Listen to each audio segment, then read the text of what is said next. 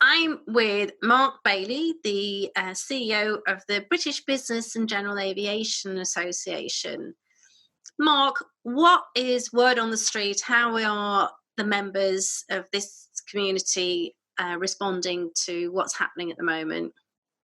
Good morning, Liz. Well, we've actually been counting a lot of information back from our members, importantly because we see a lot of activity for scheduled airlines and support for what's going on there. And importantly so, I wouldn't want to downtrade what they're up to, but we're starting to suffer in a very similar way from the point of view of our traffic is slowing down. And within a matter of a week, with the borders being closed, we won't be trading. The guys won't be getting revenue through the door, and they'll be faced with exactly the same situation as, can I support my staff? How long can I do that for? Am I going to have to ask people to go on unpaid leave? And all of the same things that we're going to be facing.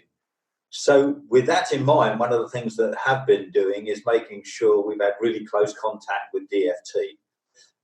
And we've appraised them of exactly what our situation is. There are things that you don't assume sort of in the background, like maintenance organisations, where they are seeing inputs cancelled.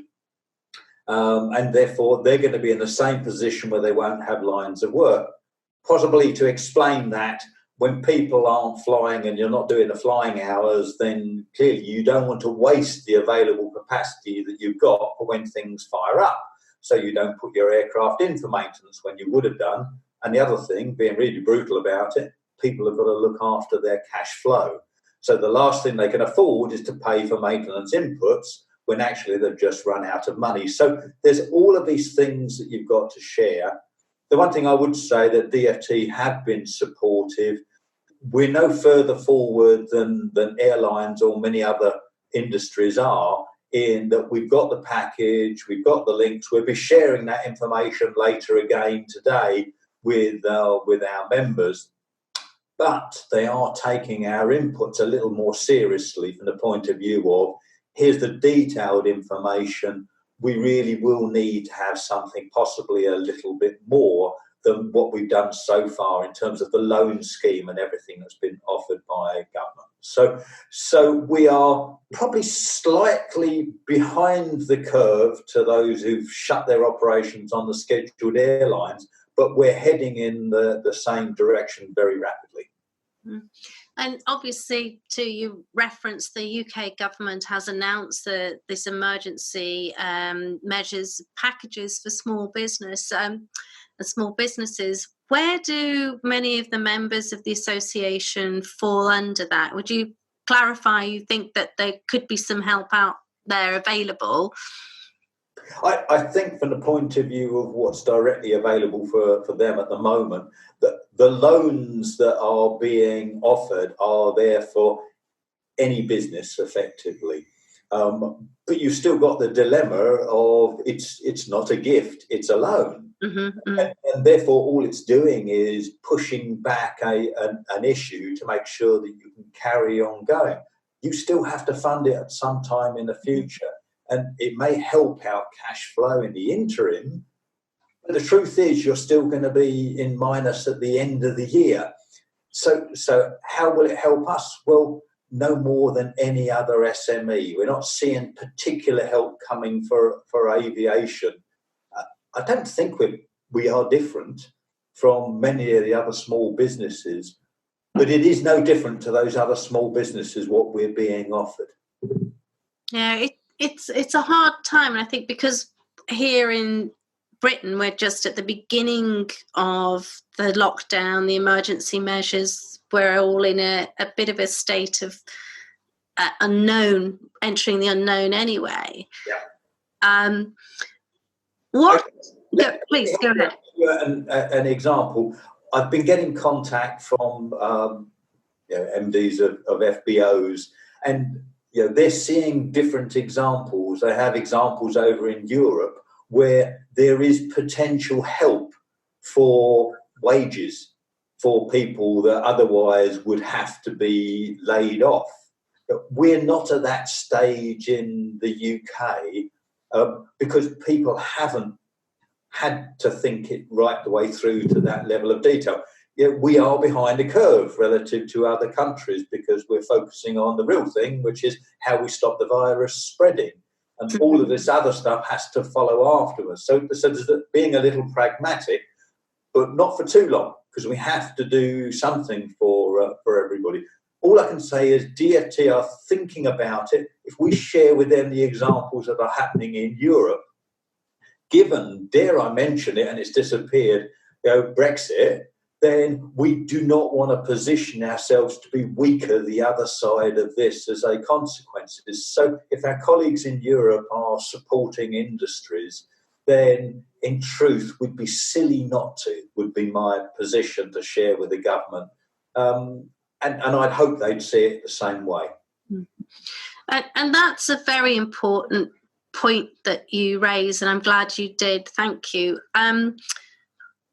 We're all impacted, and as you say, the most important thing is people's personal safety and health, and our loved ones' safety and health. And beyond that, the BBGA has been working very hard for a long time on how we cope with Brexit and the implications of Brexit. Yes. What are you doing? Are you still working on that as we're dealing with this as well? How are you managing those conversations at the board level at the BBGA? Well, look, thank you for actually bringing that up, because probably with all of this going on, people don't realise that in the background, Brexit negotiations are carrying on virtually. Maybe they're using Zoom as well to have the discussions, but they are carrying on. So it has not stopped.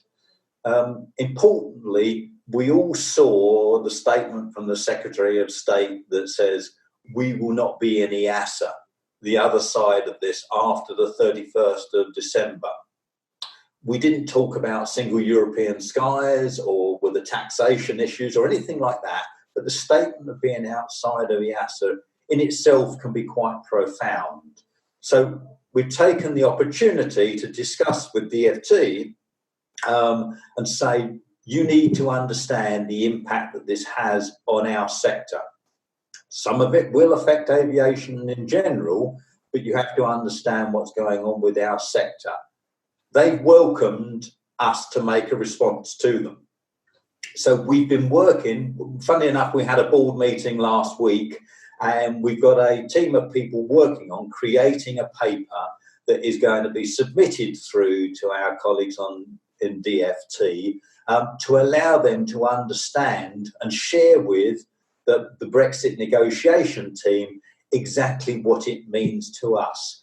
Now, that doesn't mean that we'll get the result that we want, but the least we can do is say, here's what we think about this item in terms of AOC or access to European skies or the freedoms of the skies and the importance of fifth and above for our community. If we put those things down and say, these are red lines, and we've got the paper, which I hope to submit later on this week to them. We may do that early next week. We want to try and get it right. If we're able to say to them, look, this makes a difference to us, these are our red lines. If you can find a mechanism wherever we sit, either side of the negotiations, then this will make a difference for us, then I think that's the least that we can try and do. That is very good news, and underlines the importance of us having industry associations. I also want to ask you, Mark, obviously eBase, understandably the organisers EBAA had to cancel eBase, and MBAA is having to cancel events, ASBAR had to cancel ABase. These shows are a very important source of revenue to keep associations funded and able to do some of the work that you're doing and lobby governments. Have you had any sense of, how that impact is reverberating down yet, or is everybody's just still in shock phase of we've got to do this for everyone's safety, and we're not quite at the point of saying now what yet? Okay, I think it's going to be quite profound. First of all, I should declare that I have, because that BBGA has an agreement with EBAA, Mm-hmm. I happen to look after the Council of National Associations for the EBAA team, so all our links to France and Germany and all of that group work together. As a consequence, I sit on the EBAA board. So that's formal. That's not to highlight the fact that I sit on the board, it's to highlight the fact that I can't talk about the financial implications of what cancelling eBase has. So that's just being open about that. If I talk generally about the impact that it will have, if you think about, I think most organisations won't have any form of insurance to protect them because people will be claiming force majeure or whatever it happens to be in order to step out of any obligations of the insurance. That's not a pop at the insurers, that's just a statement of where we are. As a consequence, I think that many of the associations that haven't had their events run through already are going to have great big holes in certainly the 2020 budget. And it's going to modify what they're able to do. It then depends on how strong the reserves are in those associations. I would say if I look round at a lot of the UK associations, their reserves are very skimpy. And therefore, they can't take a big hit. So if anyone hasn't had their annual events go through, then I would suggest that there's going to be some really difficult decisions for them to have to take in the coming year. And you said it earlier on, the importance is, and I'm really strong about this, we have to work together as aviation, and the associations have to work together. And we don't want to see any of those associations fail. And we've got to try and take this to a position where we're stronger as associations and come out the other side. Because when Brexit happens, we are going to have a good aviation community in order to push forward all the good stuff for growing our GDP and keeping people coming into the country and investing. So all of that together says it's not going to be easy. We've got to try and find a way through it. I hope that gives some answer, and I didn't go off too much of the tangent there. That's great. I think it echoes back before we turned the cameras, the recording on. We were talking about how communities are having to come together, and this could be a time, while it's really tough, it could also be a time of greater collaboration, greater community, and new ways of working collaboratively, because we are all, as this situation is showing us, no man, no person, even us in the UK, we are an island, but we're not actually an island in terms of the global community. We are all in it together. Yes. Yeah. Is there anything else, Mark, that you would like to highlight now? I'm going to take a couple of snippets of this to put on socials and then put a longer form of the interview on YouTube for... Yeah, by all means. I think that there's a lot that we've got to try and do, because I think we're all going to be in isolation actually for a period of time. I mean, being practical, we've cancelled our face-to-face meetings, as most people have, and we're working from home. And one of the things that we want to try and do is get an information flow out to members and even non-members for what we're going on, what we're trying to represent.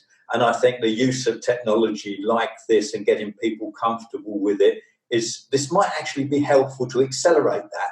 So there could be a good byproduct. One of the little side bits that we've got going on is that we're trying to force through the use of an app, the one that we use during our conference, in order to share that, download that with all of the members so we can have a fast path through for sharing information with people.